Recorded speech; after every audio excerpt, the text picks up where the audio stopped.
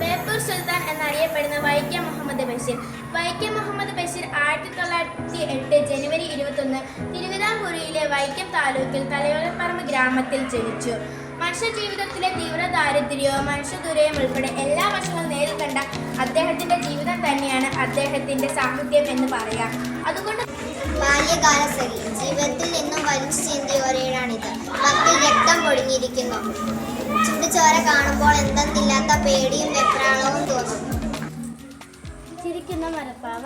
അനുഭവങ്ങളുടെ ചൂടും തങ്ങി നിൽക്കുന്ന 7 കഥകൾ. ജീവിതത്തിന്റെ അഗാധ തലങ്ങളിലേക്ക് ഊളിയിട്ട കഥാകാരൻ. മുത്തുകളും പവിഴങ്ങളും തപ്പിയെടുക്കുന്നു.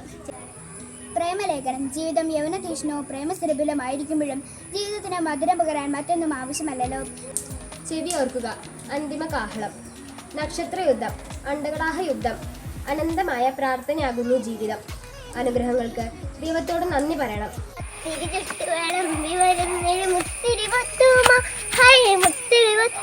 അല്ല, എൻ്റെ ആടവിടെ പള്ളവാടി കിടക്കുമായിരിക്കും. കൊണ്ടുപോയി കിടക്കട്ടെ. പത്തിരി ചുട്ടു വിളമ്പി വരുന്നൊരു മുത്തിരി പത്തോമ. മുത്തളി പത്താമ. നിങ്ങൾ എൻ്റെ ആടിന് കഞ്ഞാളം കൊടുത്തോ? ഇല്ല അല്ലേ? കൊടുക്കണ്ട. എൻ്റെ ആടൊന്ന് പെറ്റോട്ടെ, അന്നേരം നിങ്ങൾ എല്ലാവരും എൻ്റെ പുറകെ വരും. അപ്പം ഞാൻ കാണിച്ചു തരാം.